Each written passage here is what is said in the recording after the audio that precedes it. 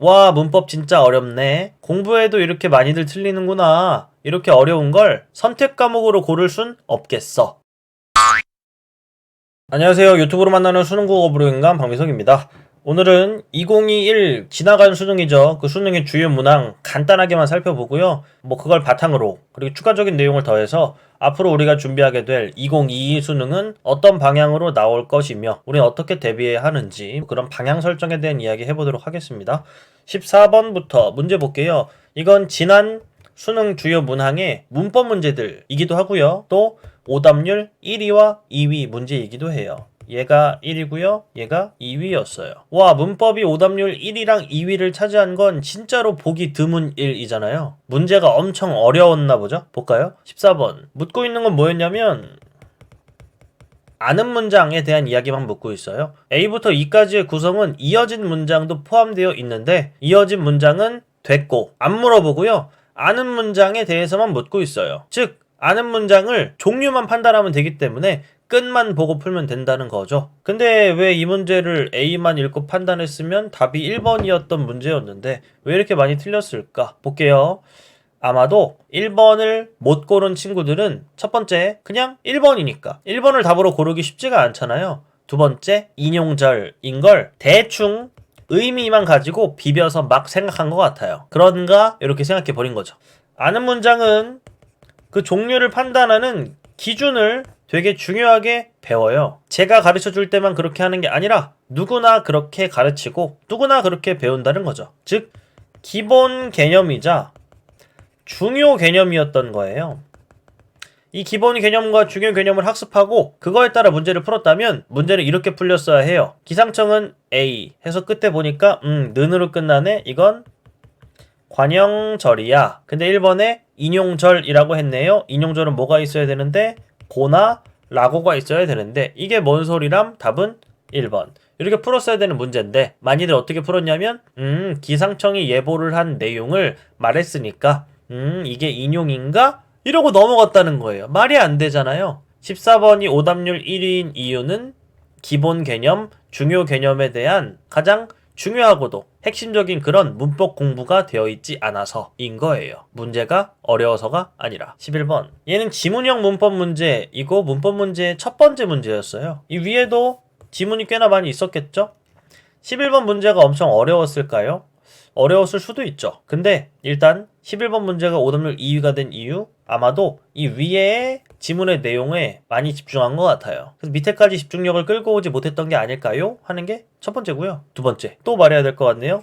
기본 개념과 중요 개념에 대한 어떤 공부가 제대로 되어 있지 않으면 힘들 법한 문제였어요. 뭐였는가?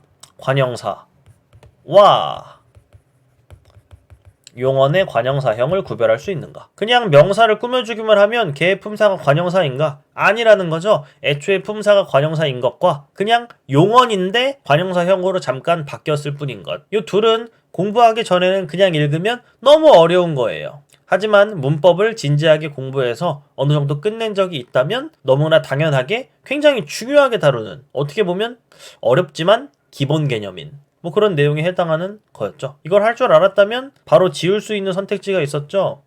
숨은 그림 찾기라는 것엔 관형사가 포함되어 있지 않아요. 용언의 관형사형인 숨은이라는 게 포함되어 있을 뿐이지. 그럼 답은 4번과 5번 중에 찍는 그런 50%짜리 문제였다는 거예요. 오답률 2위의 문제가 아니라. 오답률 2위가 된 건 문제가 어려워서다. 아닐 것 같아요. 기본 개념과 중요 개념에 대한 완벽한 학습이 이루어지지 않았기 때문이다. 왜 이 얘기를 먼저 하고 시작하냐면요.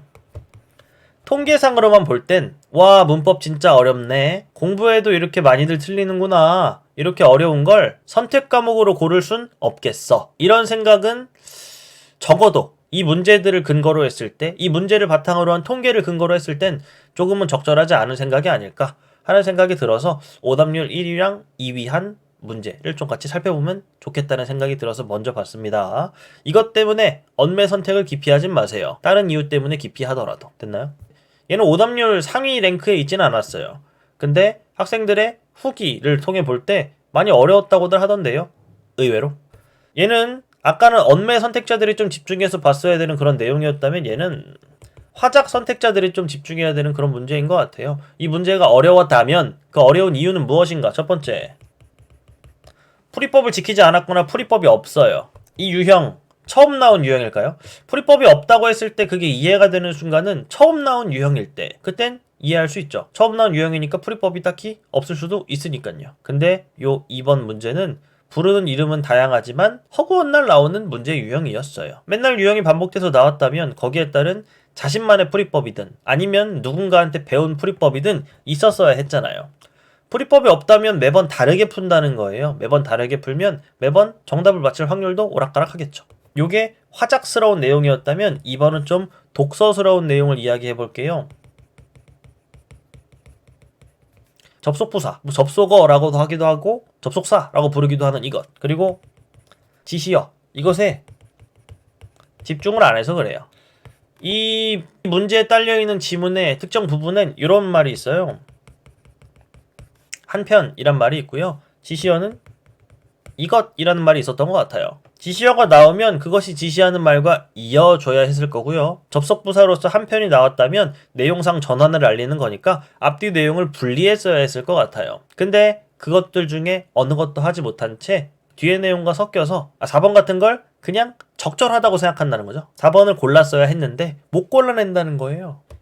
왜 독서스러운 이야기를 할 수 있게 되는가? 분명히 말한 화법에 해당하는 내용이지만 그게 지문으로 제시해서 나오잖아요.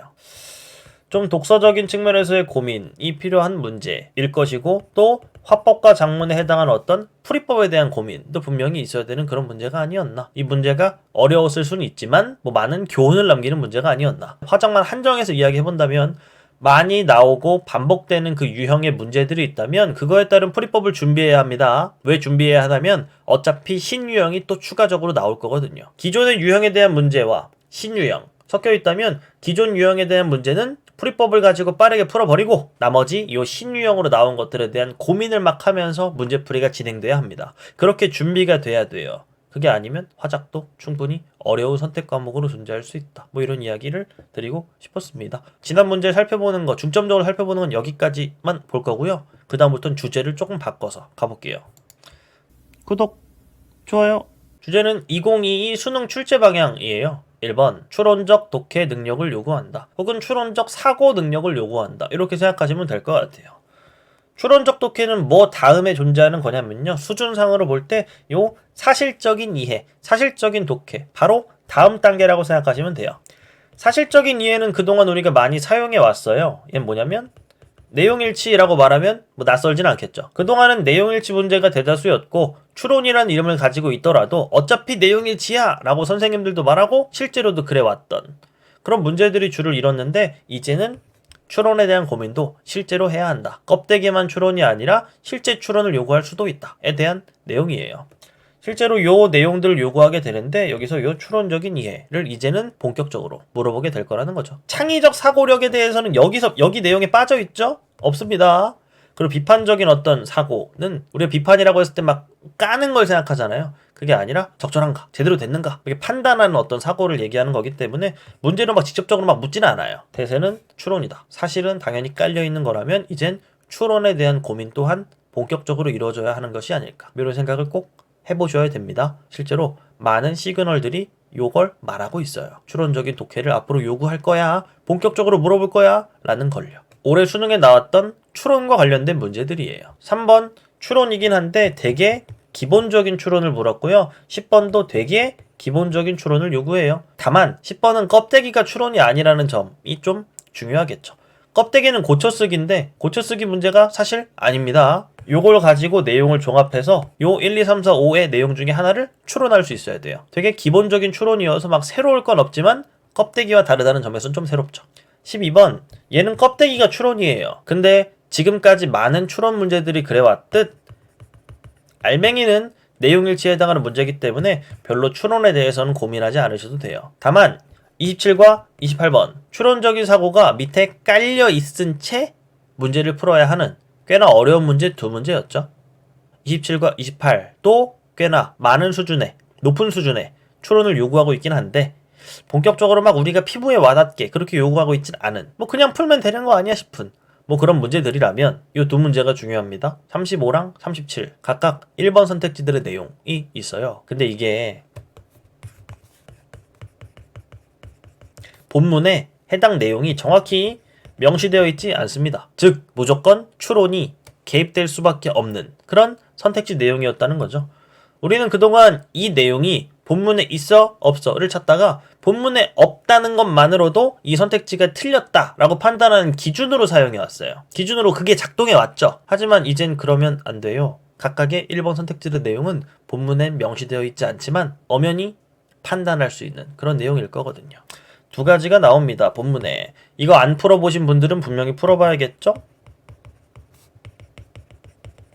모델링과 렌더링이 나와요. 모델링은 3차원 영역이라고 나오고요. 렌더링은 2차원의 영역이라고 나와요.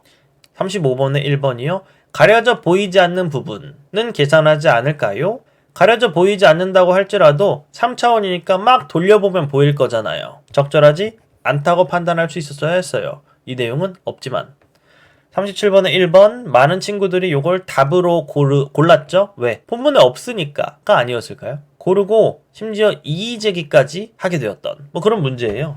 근데 1번 않겠군 이랬어요. 형식 자체가 추론이죠. 렌더링 단계에서 풍선에 가려 보이지 않는 윗부분의 삼각형들의 표면 특성은 화소값을 구하는 데 사용되지 않겠군. 왜? 보이지 않으니까요. 보이지 않다고 해서 화소값을 구하는데 그 표면 특성이 사용되지 않는다고 한 적은 없는데요. 렌더링 단계라고 했죠. 렌더링 단계는 2차원이니까 보이지 않으면 2차원의 구성에 참여하지 않아요. 그래서 당연히 사용되지 않겠군 이라고 판단했어야 해요. 뭘 통해서? 추론 과정을 통해서. 물론 내용일치를 바탕으로 한 추론이 맞죠. 근데 분명 내용일치만으로는 아예 해결 안 되는 선택지 두 개인 건 맞잖아요. 추론적인 내용을 앞으로 계속 요구하게 될 거라고 신호를 보낸 거라고 판단하는 게 적절할 것 같습니다. 추론에 대한 생각 분명히 해야 한다. 단순 내용일치만으로 고집부릴 단계는 이제 지났다. 내용이죠. 2번 지문 난이도는 낮아지고 선택지 판단 난이도는 올라갈 것이다. 올라갔다 라고 이야기하는데 앞으로 이럴 것이다는 전 동의요. 근데 지금 이미 이렇게 됐다 라는 건 솔직히 동의하지 못하겠어요. 보세요. 지문 난이도가 낮아졌다. 이건 누가 하는 이야기일까요? 뭐 고수들이나 아니면 전문가들이 하는 이야기일 거예요. 근데 이건 학생 입장에서 체감 못하죠. 그럼 뭐 제낄게요. 선택지 판단 난이도가 확 올라갔는가? 보통들은 문학에서 이렇다고들 많이 말해요. 9월 평가원의 그 만흥 있는 세트에서 선택지 판단 난이도가 올라갔다. 뭐 어느 정도 동의할 수 있어요. 근데 이번 수능에는 없었어요. 문학에서 그렇다고들 한다라고 소개는 해드릴게요. 근데 제가 볼 때 그런 문제는 없었어요. 선택지 판단 난이도가 올라갔다라고 생각하는 이유에 대해서는 제가 추측하고 있는 게 있는데 실제로 판단 난이도가 올라간 문제는 찾을 수는 없었어요. 뭐 그나마 이 문제가 아닐까 해서 가져왔는데 요건 좀 특이하죠. 적절한 걸 묻는 문제임에도 불구하고 요 형광펜 칠해놓은 요 부분에 반응해서 아니네 지울 수 있었어야 했어요. 그런 다음에 5번을 골랐어야 되는 그런 문제였던 거죠. 판단이 난이도가 올라갔다면 요 정도는 돼야 되지 않을까? 뭐 하는 생각이 드는데 문학에서 이런 문제가 있었나요? 없었던 것 같은데요. 문항, 수랑, 지문수 변화 이건 앞으로 이렇게 될 거야 가 아니라 예시문항 바탕으로 실제로 이렇게 변했고 앞으로도 변할 거예요 라고 알려드리는 내용입니다. 여기에 깔려있는 것 중에 요게 있어요. 문학에서 EBS 연계 어떻게 변할 것인가. 기존 70%였죠? 근데 50%로 바뀐다고 발표한 거 알고 계시죠? 그리고 심지어 간접 연계로 바뀐다 라는 내용까지 확인할 수 있습니다. 한마디로 연계율이 엄청 낮아진다는 거예요. 낮아지는 건 이후 문제고 이전을 봅시다. 70% 연계라서 대부분의 학생들이 이 연계에 엄청 목숨을 걸죠. 연계에 목숨을 건다는 건 EBS에 나오는 문학 작품 그 자체에 집중한다는 거예요. 작품 공부만. 문제는 뭐랑 뭐로 이루어져 있죠? 작품에 해당하는 지문과 발문, 묻는 말, 그리고 선택지들로 구성되어 있잖아요.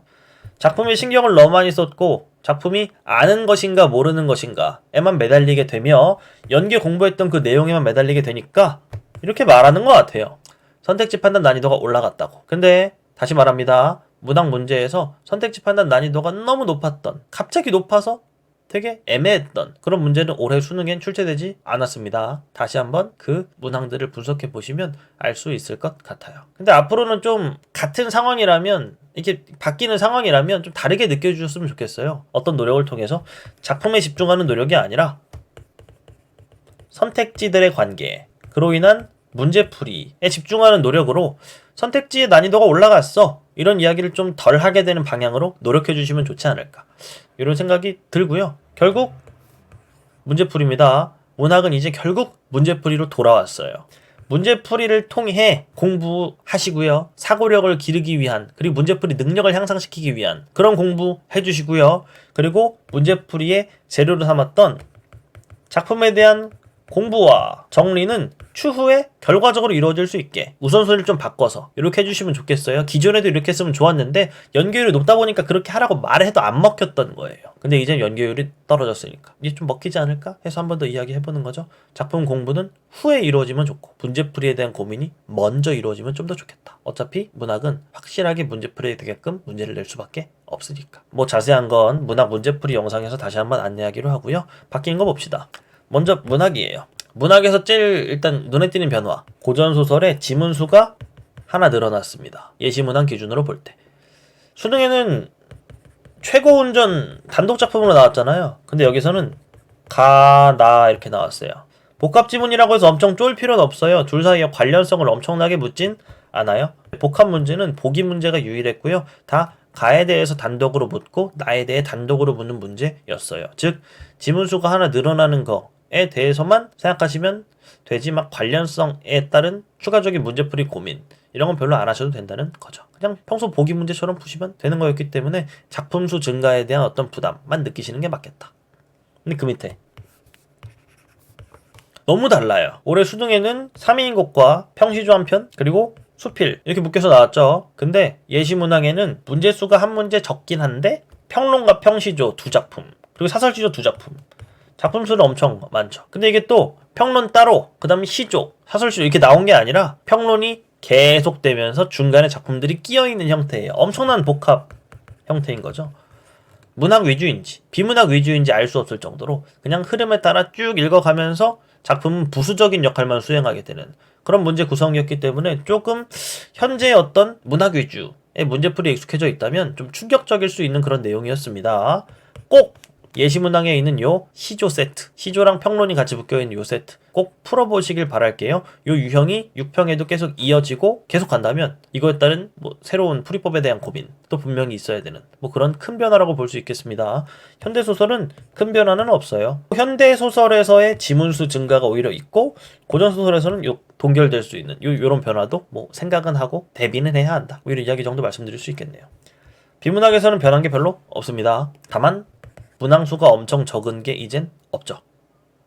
다 많은 문항수를 보유하고 있는 그런 세트들이 될 것이다. 어쩔 수가 없어요. 이게 기본적으로 옛날은 독서랑 문학이랑 합쳐서 30문제였는데 이게 34문제로 바뀌게 되면서 4문제나 늘어난 거잖아요. 이 4문제를 각각 나눠 가지는 과정에서 보통 분명 문항수 증가는 뭐 피할 수 없는 거였겠죠. 문항수가 늘어난다는 건 두 가지 가능성을 생각해 볼 수 있는데요. 지문 길이가 늘어났다. 지문 길이가 길어진 뭐 그런 세트도 있겠죠. 근데 두 번째 내용상의 밀도가 올라갔다는 거예요. 이 밀도가 올라갔다는 건 딱 이런 느낌이거든요. 버리는 문단이 없는 거예요. 보통은 첫 문단이나 마지막 문단 중에 그냥 대놓고 버려지는 문단들이 있을 수도 있는 거거든요. 근데 문제수가 늘어남에 따라 각각의 문단에 해당하는 그런 문제들이 계속 생겨나는 거일 거기 때문에 버릴 문단이 없어지는 그런 상태. 즉 학생들에게는 독해 부담이 조금 더 심해지게 되는 뭐 그런 상태가 될 거라서 열심히 연습하고 준비하셔야 되겠죠. 전체 내용일치 문제나 내용 전개 방식 문제를 잘 해결해야 될 겁니다. 그리고 이제 늘어난 문항수에 맞게 각각의 문단, 한 문단 내지 두 문단에 해당하는 그 문제들이 계속 나올 거거든요. 지문에 있는 그 문단의 내용과 그 부분과 문제를 잘 매칭시켜서 문제를 풀어나가는 그런 전체를 보는 시각을 갖는 게 중요하지 않을까 뭐 이런 생각이 드네요. 화작과 언매, 제가 다른 영상에서 화작과 언매의 어떤 선택 가이드를 이미 말씀드린 바 있는데 좀 추가적인 이야기를 좀 해보면 좋지 않을까 싶어서 가지고 왔어요. 화작이랑 언매 중에 화작을 먼저 요약하면 이래요. 가능성인데 어디까지나 가능성이지만 지금보다 충분히 어려워질 가능성이 꽤 높다. 뭐 있다가 아니라 꽤 높다예요. 왜 이런 가능성들을 보는지 그런 걸 좀 설명을 해드려야겠죠? 첫 번째, 개념을 물을 수 있어서. 여러분, 화작은 공부할 내용이 없다고들 많이 말해요. 근데 공부할 내용이 애초에 아예 없어서 안 낸 게 아니라 그냥 안 낸 거예요. 쉽게 하려고. 근데 화작을 어렵게 하려면 어떻게 하면 될까요? 개념을 물어보면 돼요. 밑에 고교 교육과정을 벗어나지 않도록 한다라고 했는데 고교 교육과정, 즉 교과서 내용 안에 이미 개념은 담겨 있습니다. 그걸 안 냈을 뿐이니까 앞으로 내는 건 충분히 가능하다. 다만 갑자기 그냥 수능에 내버리면 웃기니까 개념을 묻는지 안 묻는지, 개념을 공부해야 되는지 안 해야 되는지는 6평을 기준으로 정해지지 않을까. 위로 생각해보시면 맞을 겁니다. 근데 6평부터 하더라도 이후에 개념 공부에 부담이 생길 수 있다는 점은 미리 알고 계셔야겠죠? 그 다음 학생 입장에서 느꼈을지 모르겠어요. 뭐 일부 가르치시는 분들도 뭐 유형은 거의 안 바뀐 것처럼 기존의 유형에 자꾸 끼워 맞추기 식으로 말씀하시는 경우들이 가끔 있는데 유형은 맨날 변했습니다. 매년 변했어요. 근데 앞으로 더 변할 거예요. 왜 변하는지 아세요? 보세요. 뭐 근거인데 출제기법을 최대한 창의적으로 적용하여 이런 말 있죠? 작문에도 있어요. 출제기법을 최대한 창의적으로 적용하여 다른 영역에는 없어요. 합법과 작문은 신유형 파티인 겁니다. 원래가. 유형은 앞으로 계속 변할 거라서 이럴 때일수록 저는 이런 말씀 드렸어요. 고정된 유형에 대한 풀이법을 준비하고 신유형을 그때 읽고 그 순간에 읽고 전략을 잘 세워서 문제를 풀 수 있는 그런 준비, 그런 연습 해야 한다. 근데 이건 어디까지나 연습이 필요 없다가 아니라 연습을 해야 한다의 내용이기 때문에 이조차도 학습 부담일 수 있어요. 합법과 작문은 보통 학습 부담이 적다는 이유로 많이들 선택을 고민하고 선택을 생각하고 계신데 글쎄요, 학습 부담이 적을까요 이게? 그 밑에 그동안의 변화의 방향은 자꾸 이거였어요. 읽어라. 자꾸 발췌도 그만하고 좀 읽고 문제 좀 풀어라 하는 게 출제자들의 방향이었는데 지금까지 심하진 않았어요. 물론 발췌도 그 자체에 거부감을 가지고 반대하시는 분들도 분명히 있겠지만 충분히 발췌독만으로 정확한 문제풀이가 가능했던 게 올해 수능까지도 이어졌었거든요. 근데 앞으로는 그동안 가장 어려웠던 화작처럼 더 많은 내용을 읽게끔 요구할 가능성이 굉장히 높아요. 이 세 가지 가능성은 다 이런 얘기예요. 더 어려워질 수 있어에 대한 내용이기 때문에 어디까지나 가능성이지만 꽤나 높은 가능성을 내포하고 있기 때문에 합법과 작문은 무조건 쉬울 거야 라는 생각으로 선택하신다면 고민을 좀 다시 해봐야 되지 않을까. 화작을 선택하지 말라는 게 아닙니다. 선택했을 때 이득도 분명히 있는 거 저도 알고 있어요. 근데 무작정 쉬울 거야 라고 선택했다가 낭패 볼 수 있다, 이런 내용이에요. 그리고 이건 뭐 일부 부인하시는 분들도 있겠지만 되게 엄연히 당연한 이야기입니다. 뭐냐면 실전에서의 시간 관리에 당연히 불리해요. 뭐보다? 언매보다 불리한 건 사실입니다. 고민할 때 이것도 생각하셔야 한다. 언매. 바뀐 거 별로 없어요. 그냥 매체가 추가됐을 뿐이지. 그래서 여기 언어에 대한 건 빼고 매체만 가지고 왔어요. 근데 매체가 추가되니까 화작처럼 어차피 공부 부담이 있는 거 아닙니까? 이런 생각을 하실 수도 있는데 여기에 써있죠 또? 고교 교육과정을 벗어나지 않도록 한다. 근데 교과서에 매체는 공부 내용 자체가 별로 없어요. 화작이랑 아예 달라요. 화작은 교과서에 내용이 많은데 문제가 별로 안 나오는 뭐 그런 느낌이라면 매체는 애초에 할 게 별로 없어요. 그래서 앞으로 어려워져 봤자다. 어려워질 가능성이 많이 없다. 왜? 그리고 또 출제 첫 해기 때문에 갑자기 어려운 내용으로 발전해가고 빌드업할 가능성이 별로 없는 것도 맞죠. 문법은 동일할 것이다. 다만 매체가 추가될 것이다. 근데 매체가 부담이 별로 없을 것이다. 그럼 언어와 매체를 엄청 추천하는 것 같잖아요. 언매의 단점? 공부 부담이 많아요. 그리고 공부 부담이 실제로 많게끔 공부를 하셔야 돼요. 뭘 가능하게 하려면.